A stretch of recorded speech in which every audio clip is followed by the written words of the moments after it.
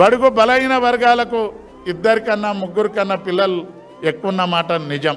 ఈ రాష్ట్రంలో పంచాయతీరాజ్ ఎన్నికలలో లోకల్ బాడీ ఎన్నికలలో ఒక నిబంధన ఉంది, ఇద్దరు పిల్లల కన్నా ఎక్కువ ఉంటే పోటీ చేయొద్దని. అది నీ చేతులు ఉన్న అవకాశం.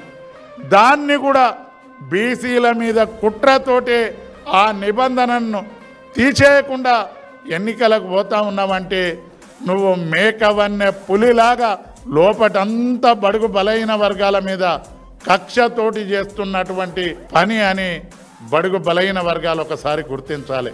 ఇద్దరు పిల్లల నిబంధన ఉండేది. ఇద్దరు పిల్లల కంటే ఎక్కువగా ఉంటే లోకల్ బాడీలో అది ఎంపీటీసీ గాని, జెడ్పీటీసీ గాని, వార్డు మెంబర్ గాని, సర్పంచ్ గాని నిలబడే అర్హత ఉండేది కాదు.